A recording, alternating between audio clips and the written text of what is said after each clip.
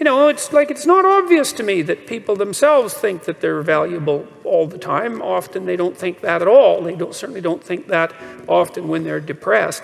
They certainly don't think that when they're suicidal. They don't really think that when they're ashamed or guilty or frustrated or disappointed or angry or waking up at 3 in the morning and tormenting themselves with their consciences.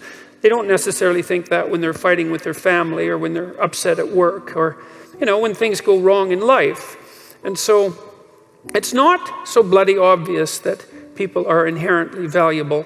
And then you might also notice that it's kind of easy to think that some people are more valuable than others. It's very easy for human beings to think that about other human beings because no matter where you look in human societies, there are rank orders of value, right? In any hierarchy that we produce that's associated with some ability, we find that some people are so much better at whatever it is that they're doing that it's an absolute miracle, and most people are absolutely dreadful at it.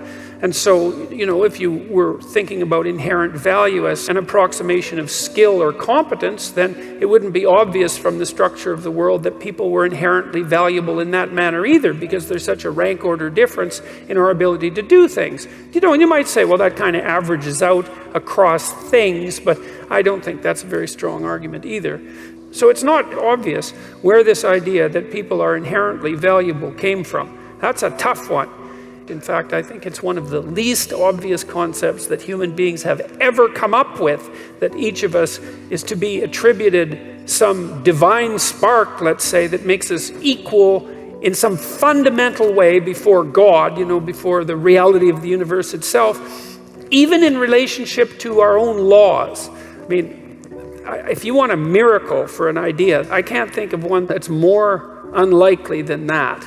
So I've been puzzling over that for a very long time because I cannot understand how in the world we ever agreed to act as if it was true. It's really something. It's a remarkable fundamental idea.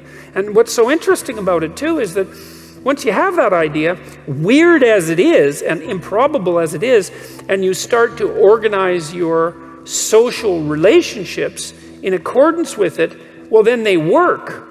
My rule too is treat yourself as if you're someone responsible for helping, and it's sort of predicated on the idea that regardless of your inadequacies and your malevolence, which, I'm sure you have many inadequacies and no shortage of malevolence, just like everyone else. Regardless of that, you have a moral obligation, so that would be a responsibility, to assume that despite all evidence, that there's actually something of intrinsic worth about you, and that as a consequence, you're duty-bound to treat yourself like that is true. And then it turns out that if you do that, well, then your life gets better. And I don't mean happier exactly, although I would say it gets happier. I mean it gets richer and more meaningful and deeper and more worthwhile, and you become more educated and you become wiser and you treat yourself with more respect, and you're a better model for other people, and you're a better father or better sister or better mother, whatever it happens to be. And you're less ridden by that guilt that gnaws at you and shame that's there otherwise saying, you're not what you could be, you're not what you could be. And that's a hell of a voice to get rid of, and it's certainly not one that's easy to ignore. So that's a pretty good idea that there's something divine, let's say, that resides within you of ultimate worth. Even as a philosophical statement or a psychological statement rather than a metaphysical statement, it seems to be a precondition for establishing properly harmonious relationships with yourself.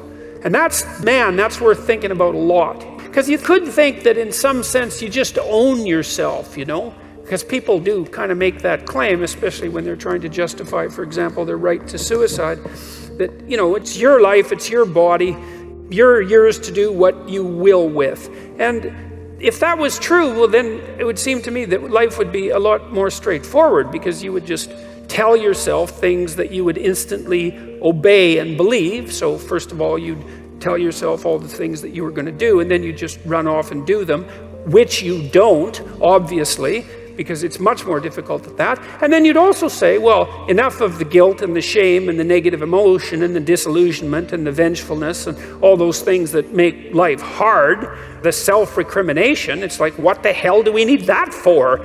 And if we're our masters of our own destiny and owners of our own fate, then why can't we just command to ourselves that be dispensed with? And like, that doesn't work. I've never seen anybody able to do that. I mean, you can fool yourself for very brief periods of time into thinking that might work, but it doesn't work, and that's strange. And this is one of the reasons I love the psychoanalysts, because they were really the people, apart from the religious types, who figured out that whatever you are, you're not a unitary spirit that's under your own dominion. You know, you're something like a loose unity of a multiplicity of spirits, many of which are doing their own thing, which you're striving to bring into some form of unity. But even that unity isn't something that's under your control in any real sense. It's a unity that has its own nature that you have to exist in relationship to.